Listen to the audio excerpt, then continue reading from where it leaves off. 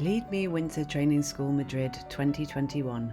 Media Accessibility Training, Sign Language and Subtitling for the Deaf and Hard of Hearing. Organised by the Tradaval Research Group and AVLA project at Complutense University Madrid. Well, first of all, thank you very much, Juanpe, for inviting me for this event, which I am finding really helpful for my own research, and I'm learning so much. I could not attend all of the presentations, but I hope I can see the rest of them when they're available. I don't know if I'm going to be up to the standard of the great speakers that we had, but I hope we can. So next slide, please. What I'm going to be talking about today is about sign language interpreting, translation, and live translation, which to me are three very different processes and very different and have very different outcomes, and therefore are set in very different products and end up being very different products. You have there my email, so let's try and make this like a conversation instead of me talking. So if you have any questions, please raise your hand or open your mic, and then maybe I can answer them. I have more questions than answers too, but maybe I can try and answer them. Or if not, what I'm going to try and do is have this presentation as short as possible. Let's see if I can do it in 30 minutes. And so we can have more time for questions or debates or your insights or stuff like that. So next slide, please. And there you have my email if you have any other question. Well, I'm going to be talking about two different things: sign language as a target language. When we talk about in translation studies, we talk about target languages and source languages, right? The language from which I am translating or interpreting will be the source language, and the language into which I am translating or interpreting would be the target language. And the thing is that we tend to talk about sign language as an accessibility service, right?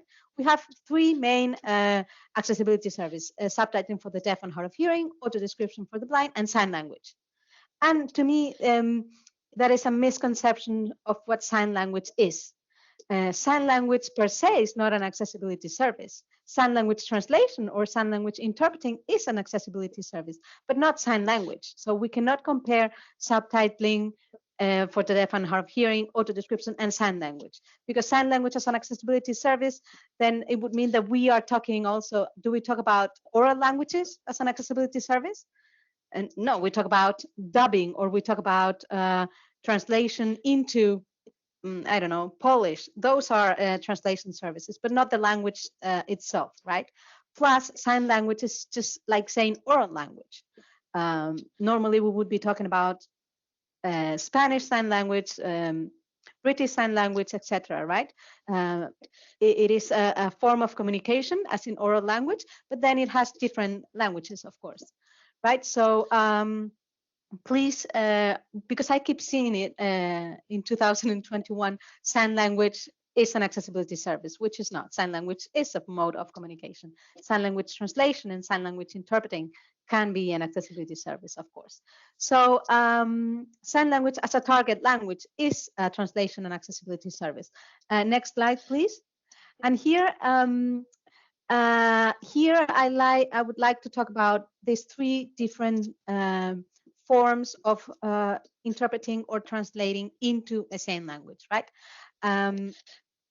We tend to say sign language interpreting for everything, but it's not the same thing to translate a movie, an action movie, or to interpret a political debate, right?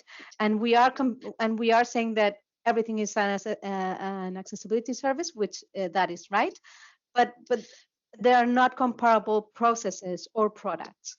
The same way that we don't compare, I don't know, simultaneous interpreting between oral languages in the European Commission to a dubbing process or product, right?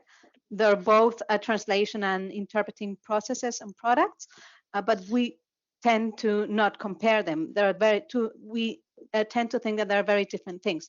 But when we talk about sign language and sign language interpreting, we put everything in the same bag, so to say, right? We tend to think that it's all the same, and it is not. To me, it's sign language interpreting, and see, this is my view, and I'm still working on this. So, any comments on how to improve this? These terms or this conception, then they will be welcome. So to me, sign language interpreting is for live events, press conferences, political debates, all these corona conferences about how the virus is going, etc. What we do here, or what the interpreters do here, is sign language interpreting. Of course, there are other sign language interpreting activities outside the audiovisual media, like interpreters going to the doctors, interpreters in education, in schools, etc. But within the audiovisual media, I talk about sign language interpreting for live events. So in this interpreting process and product, you have the time prior to the event for your documentation, as you have in conference interpreting between oral languages, right? You use the time before the event itself to search for equivalences, to have a glossary, etc. You cannot re-record your output, so it is a live event, and it is, of course, a high-pressure activity. I'm not saying that sign language translation is not a high-pressure activity, but in comparison, there is much more pressure or stress in the delivery of the sign language interpreting, because it is a live event, because you cannot re-record your outcome, etc. Right? So you need a good management of the stress, quick working memory, the same that you need between two oral languages interpreting. You need quick activation of passive and active lexicon. Either if you're interpreting from an oral language into a sign language, from a sign language into an oral language, or between two sign languages. That is the same to me, right? You need direct contact with the audience if the audience is present there. You need a good interpreter feeder communication. Normally, there would be, depending on the event, of course, but there would be more than one interpreter, and one would be the active interpreter, and the other one would be like the passive interpreter, what we call the feeder, right? The one that is supporting passively what is happening, and they take turns, etc., like it happens with oral and oral between oral languages. So that to me is sign language interpreting. Next slide, please. So in sign language interpreting, is there room for creativity? I want to link this presentation also with what Pablo was talking yesterday about creative media access, and Pablo knows an awful lot about sign language, about subtitling for the deaf, audio description, but normally everything around sign language is it is like the third accessibility service, right? And there is not much literature on that. So is there room for creativity in sign language interpreting? Yes, there is, but this creativity might be limited. In a publication that will be published, I think, in 2022, hopefully. I talk about three types of creativity in sign language translation and interpreting, which I call internal creativity, collaborative creativity, and external creativity. Again, this is work in progress, so I don't know how it will fit in the practice, but this is what I'm thinking about, right? Three types of creativity.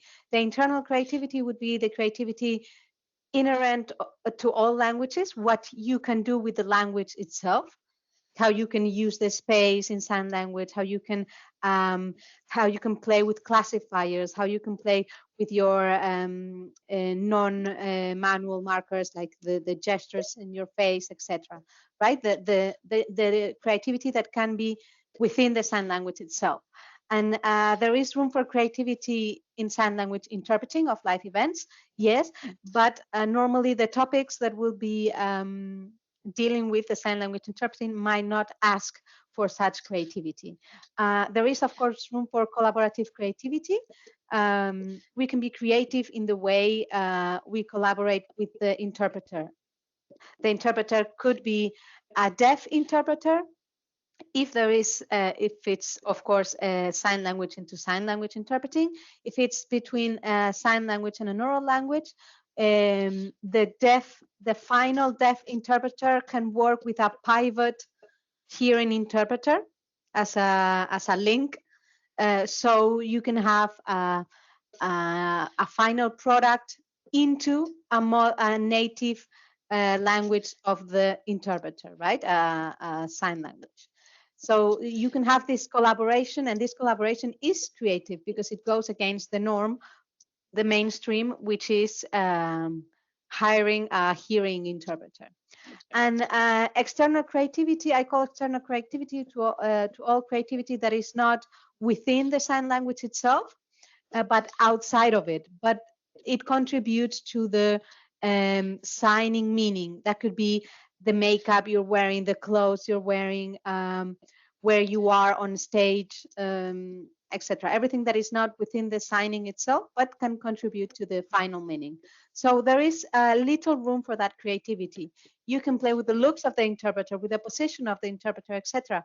But this type of live events might not ask for that that external creativity. Next slide, please.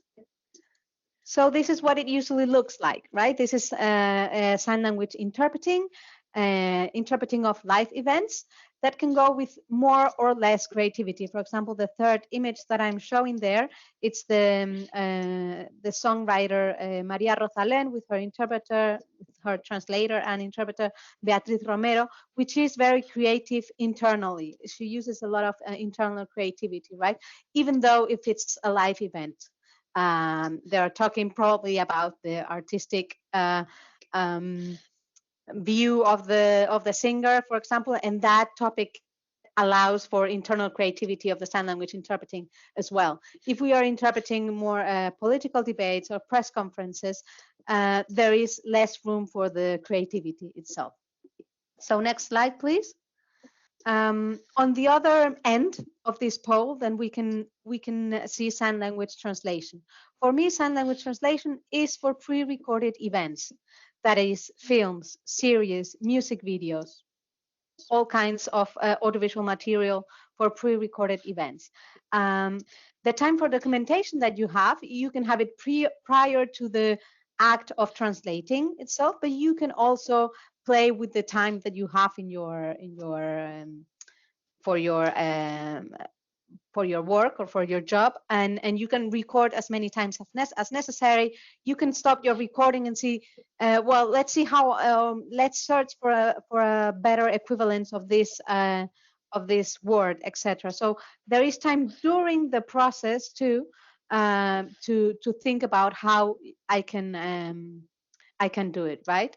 Ideally, this is performed by deaf translators because they are going to be translating into their native language. Every day there is much more documentation and practice and research on deaf interpreters and translators, and there is even I think it was where Meyer in an article that she wrote that said that deaf signing people are usually or don't usually comprehend that well hearing interpreters, right? Because they are not signing into their native language normally. Sometimes they do have a sign language as a native language, but not always. So this is a way that we can implement, for example, collaborative creativity. It is a low pressure activity. It doesn't mean that it's not a difficult activity. It means that when you are performing that translation, as you can re-record, as you can think about the equivalences, etc., there is not as much pressure as with sign language interpreting. And of course, you need a lot of creative skills, training in filmmaking, training maybe in music if you're doing music videos. You need training in theater making and all alike, right?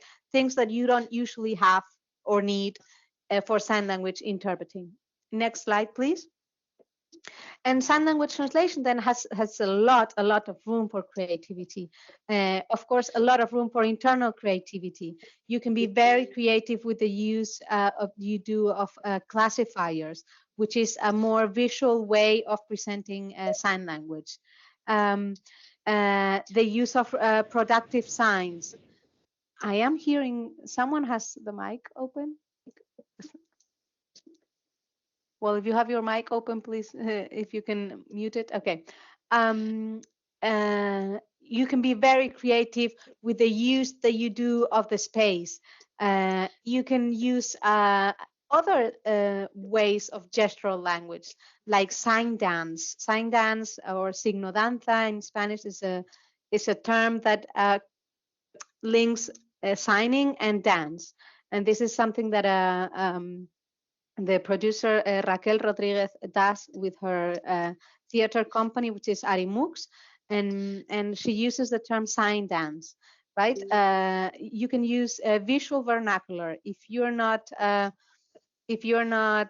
familiar with this term, I invite you to look for this term online, which is very, very interesting what they do with visual vernacular, which is a form of deaf performance, deaf art, right? So you can be very creative with sign language, but also with other forms of gestural language. Collaborative creativity, there is lots of room for collaborative creativity in sign language translation. You can incorporate the signers in the performance. You can interact with the signers. You can have zone or shadowed translation. I will show you in a minute what that is. You can work with deaf consultants. You can have deaf translators. There are many ways that you can be collaborative and creative in this way. And then for external creativity, there is also a lot of room here. You can play with how the translators look, with special effects. You can play with editing. You can incorporate other senses to your final product, etc. So there's much room for creativity here. Can you go to the next slide, please, Juanpe? And here are some examples of that creativity. In the first one, for example, I think they're using a deaf translator. In the second one, which is the short film by Miguel Ángel Fontbisier, he also used 2 deaf signers to act as translators. The fact that he has 2 signers instead of 1 for a film, it's also creative. He dressed the signers as the hearing actors, so there was an easier character identification, etc. And then in the last 4 images are come from the Pupa Studio Creativo, a creative studio based in Chile, and there they play with the looks of the translators, with the things that he has in the box, the lighting, the makeup. In the first one, which is 2 rappers, they also play with the transparency, because there are 2 rappers and then the one that is not the lead singer in a given moment, and this is a bit more transparent. So there are lots of ways that you can play with creativity when you have the time and when it is a sign language translation. Next slide, please. And then in between sign language interpreting and sign language translation, we have what I call sign language live translation. It is for what we call semi-live events, theater, opera, concerts, etc. You have the time for the documentation. You have the time for the documentation as you have in sign language translation.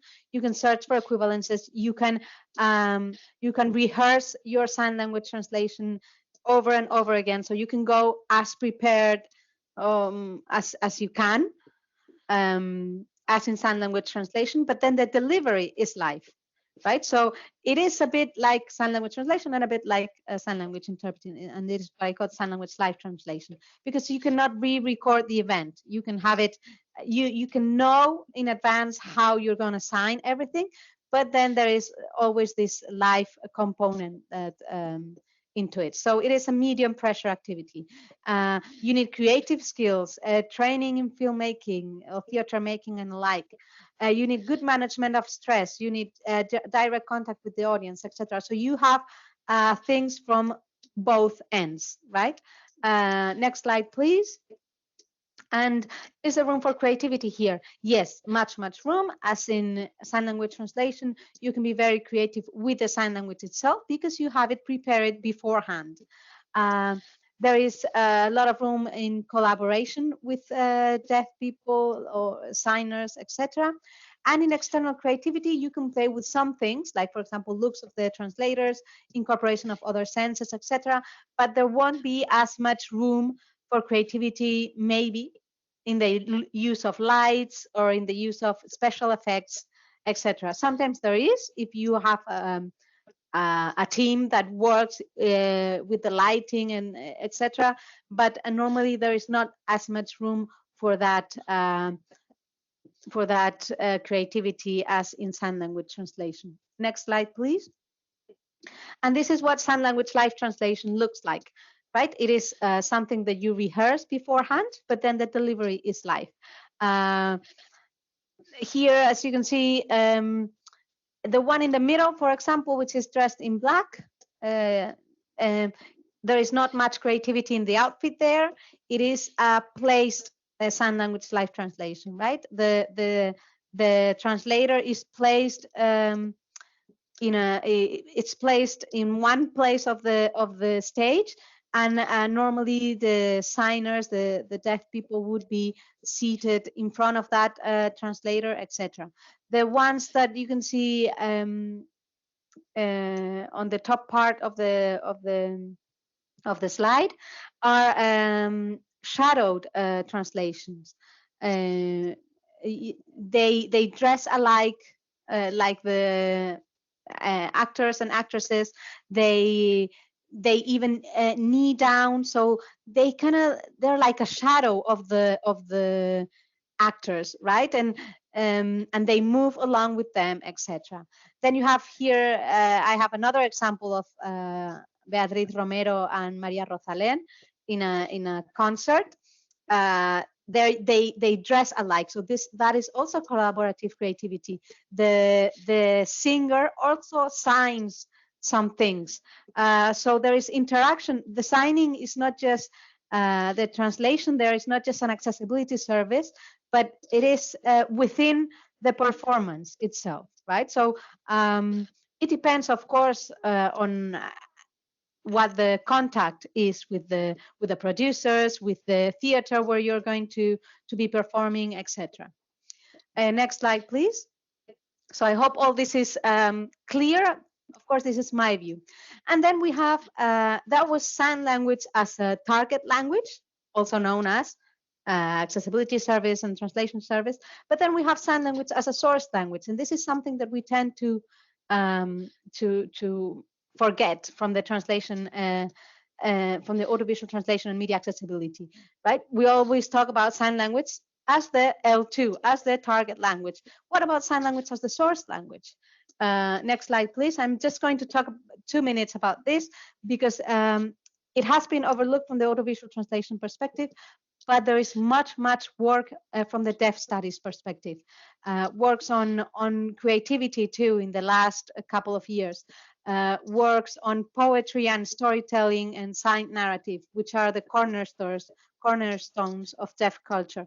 There is much work on this, how because it is a big part of deaf culture and therefore also a big part of deaf studies.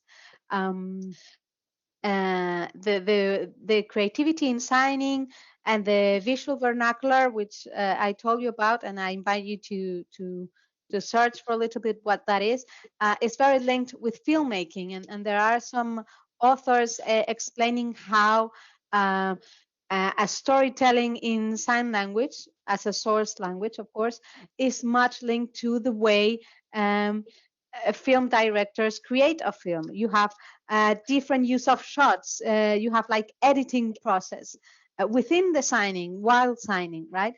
You have so many processes that are alike, and we are not paying attention to that from the audiovisual translation perspective. And I think we need to start paying attention to that. And we have sign language as a source language. We have things like visual vernacular that I told you about. We have things like sign dance, and with all these creative approaches as a source language, it comes to my mind this question, right? Do we need translation for non-signers of an art performance, or if we need translation, to what extent? Right? How can we play with sign language as a source language being a mode of communication for all people who can see, of course, right? Of course, visual vernacular and sign dance have their roots in sign language, and sign language is a language that needs acquisition, either natural acquisition or you need to learn it, of course. But once you have the basics, to what extent can you enjoy sign dance, even though you cannot grasp all the meaning? So this is something that I'm thinking about, and I need to develop further. We need to think about how sign language as a source language or either as a target language interact with audio, with captioning for non-signers or for hearing. And of course, sign language as a source language, it's very, very, very creative. There is much literature on that, and it has been creative from the early beginning, right? So we are talking about now about creative sign language as a target language, as a accessibility service, but there is nothing new under the sun, right? This has been done as a source language for all the existence. Next slide, please. And this is what it looks like. Some sign language as a source language art expressions. Bernard Bragg was the first performer to name the visual vernacular and to put it on stage in the 70s, I think. So he's like the father of this performance, art performance. Ian Sanborn is it's a performance that I love. There is a very well-known performance on Caterpillar, which is that one. He plays with the editing too. He plays a lot with his face, with speeding up the signing, slowing it down, etc. The third one is Raquel Rodriguez, who does sign dance in her performances. She's a signer. She's a sign language interpreter, certified, but also she's a dancer. So she combined both things. And the fourth example is the theater company Deaf in Italy. And there you have deaf actors, and they play with visual vernacular, but they also play with sign language and with oral language within their performances. And it's very, very interesting what they do. Next, please. Next slide, please. So what I'm thinking about is how much room is there for creativity? How creative can we be with sign language, either translation, live translation, interpreting, or source language? So to me, maybe this is like a continuum kind of thing. And there is creativity in all of forms of sign language on a screen. I'm talking about sign language on a screen, right? As audiovisual translation or as audiovisual source language. But then we need to think what kind of creativity in which case, and definitely what this tells me is that they are very different things, and we need to see them as very different things. Next slide, please. And I am going to conclude with this so we can have time for a few questions. So what I'm thinking with all this is sign language interpreting, sign language translation, and sign language live translation are very, very, very different processes with very different outcomes. And to me, they're not comparable.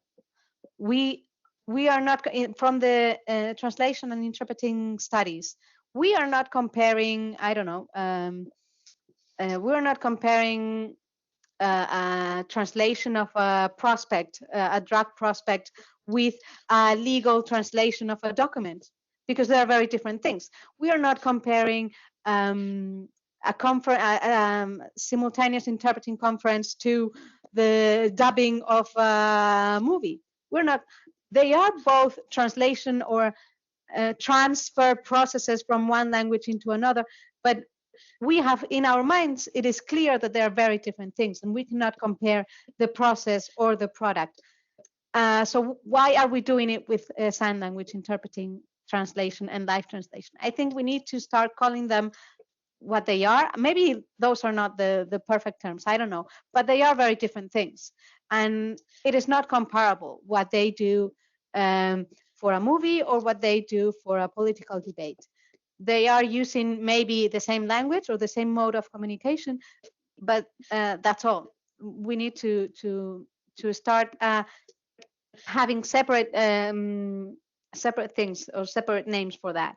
And I think that leads to a need to redefine translation and interpreting. The classical definition is translation is between written text, interpreting is between oral text. Well, I don't think that works anymore. First of all, this is a versus kind of definition, right? Translation versus interpreting. So are they antagonists? Like, are they two different things? Can we see them maybe like a continuum? Why are we defining them, or why have we been defining them as written versus oral? Where does that leaves no room for sign language? Where does sign language fit into that? Sign language translation and interpreting. And if we want to broaden our minds in the translation and interpreting field and audiovisual translation field, we from our field say that we don't deal with languages, right? That we deal with texts, that we deal with cultures, that it's not just languages. I mean, we deal with languages, of course, but it's not just a language transfer. It's much more than that. Why are we leaving sign languages aside? Is it because we don't have the knowledge of sign languages? Maybe we need to incorporate some knowledge of that. Maybe we need to start talking with deaf studies and deaf linguists, so we can find a linked or a shared field of study. And another thing, maybe we need to think, maybe we need to redefine translation and interpreting regarding to the time that we have to work on the text, on the target text, or maybe with something else. But I think the written versus oral definition is obsolete, and we need to start thinking about other definitions. And this leads me thinking also, does more creativity mean more audiovisual understandability? I'm not saying more linguistic understandability, but more audiovisual as a whole understandability. If I have a sign language on stage that is very, very creative, I am grasping the sense much more than if I just have very standard signing. The same goes with audio description and subtitling for the deaf and hard of hearing. If I have more creative subtitles for the deaf, am I grasping more the sense that if I just have black on white SDH? I don't know. And I think, of course, that we need much more connection between translation studies, audiovisual translation, media accessibility, and deaf studies, sign language studies. So I am from the field of audiovisual translation, and I'm working on stepping a little bit into the other fields. So I am learning, and I need to learn more. And I hope that from the deaf studies, they're also willing to learn about translation studies, which I think they do. And next slide, that was all, I think. Thank you for your attention. I am now open for questions. COST, European Cooperation in Science and Technology. This video is based upon work from Cost Action Lead Me CA 19142, supported by COST. COST is a funding agency for research and innovation networks. Our actions help connect research initiatives across Europe and enable scientists to grow their ideas by sharing them with their peers. This boosts their research, career and innovation. www.cost.eu. This work is licensed under Creative Commons Attribution CC BY, funded by the Horizon 2020 Framework Programme of the European Union.